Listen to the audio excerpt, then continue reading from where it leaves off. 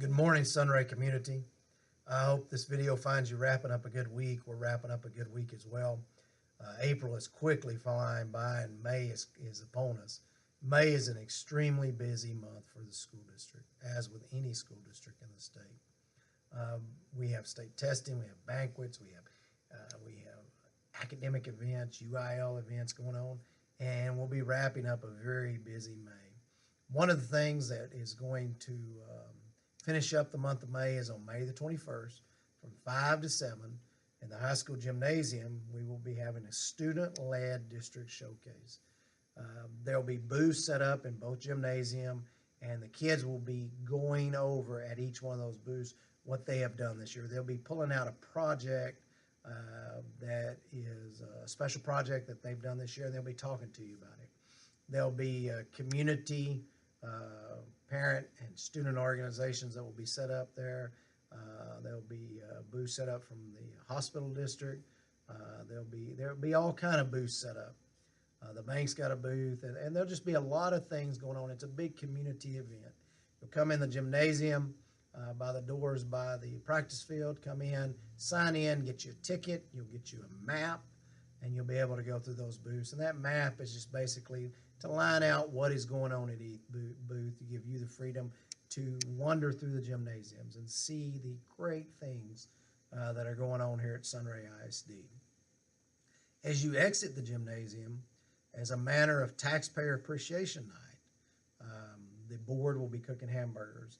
And when you come through the gymnasium there at the concession stand, you'll be able to present a ticket, and you'll get a free hamburger, free bottle of water, and a free cookie as a thank you for your support, financial support of the school district overall.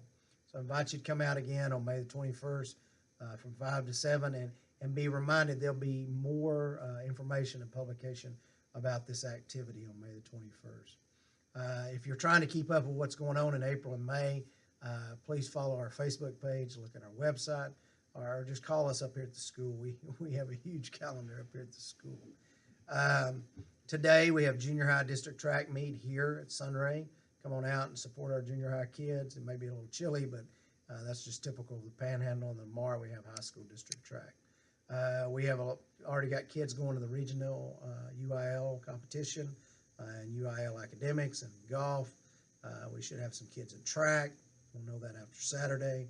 And so we look forward to our kids representing us at Odessa in the regional UIL activities the next couple of weeks. We have a board election coming up. Early voting is from April the 23rd through May the 1st. We have two incumbents that are running. That's Brian Lee and Shelby Taylor. And then they have a challenger, and his name is Jonathan Hadaway. Election day is on May the 5th. Early voting again is on April the 23rd through May the 1st here at our office, and then election day is at the community center. So I invite you to come out and practice the democratic process and be part of selecting who will serve you on your school board the next 3 years. When I came to Sunray, we did a goal-setting workshop for the district, and one of the goals that the board has had for many years is to come up with a plan to have school housing. And that's pretty standard in a small rural school district in Texas. It's just a standard protocol, and the reason why is because we have to compete for employees with the larger districts, and we cannot pay what those larger districts pay. We pay very well, comparable to the districts our size, but we wanted to have something in place as an incentive, as a recruitment tool for people to come to Sunray and work in Sunray. And so one of the things that we looked at was school housing. The last 3 districts I've been in, I've managed through school housing, so I'm very familiar with the way it works.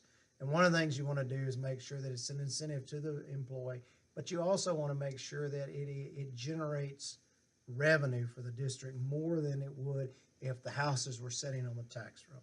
And you also have to look at how it impacts your state funding, and how you can do it without raising your tax rate and or affecting your reserve balance. accounts, your savings account, the school district savings account.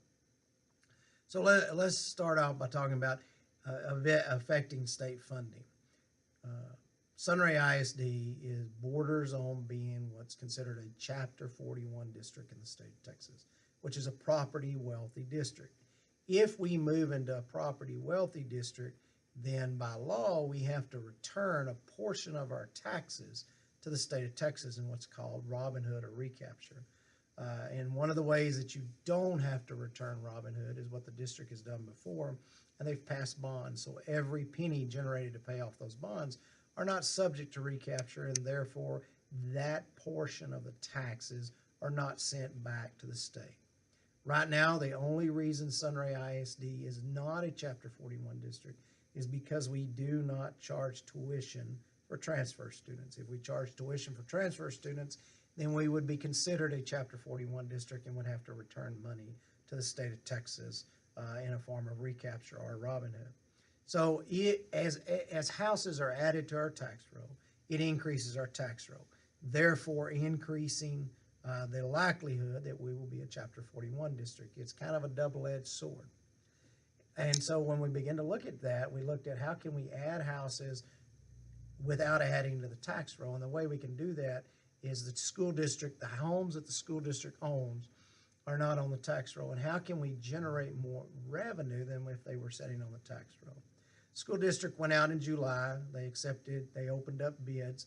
They accepted a bid from a custom ready-built home dealer in Lubbock, and those homes begin under construction in November. In about 2 weeks, those homes will start arriving in Sunray. There's 4 of them, the 3-bedroom, 2-bath, brick, 2-car garage homes. The reason they had that is because that is in the deed restrictions of where we were putting those homes. The 4 acres where we're putting those homes are on the end of 3rd Street. Those 4 acres were donated to the school. We were able to do this within our current year budget without impacting your tax rate or decreasing our reserve balance. So we were able to do it within the confines of our budget.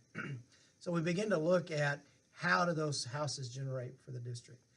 Because of the tax exemptions that you and I can take if we own a home, the district doesn't have the opportunity to take those tax exemptions.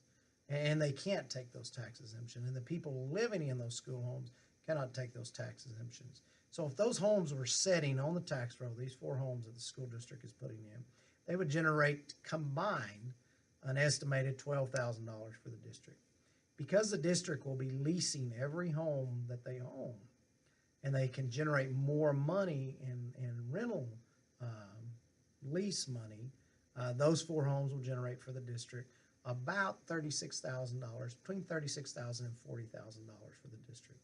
Every employee who lives in those homes, myself included, will pay rent money to the district. So we will be generating the revenue for the district.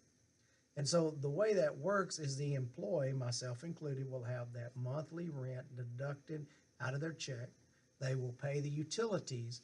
And if any damage to the home is done past the normal wear and tear of the home, that money is withheld out of the employee's paycheck. The employee also has to sign a very, very detailed lease agreement.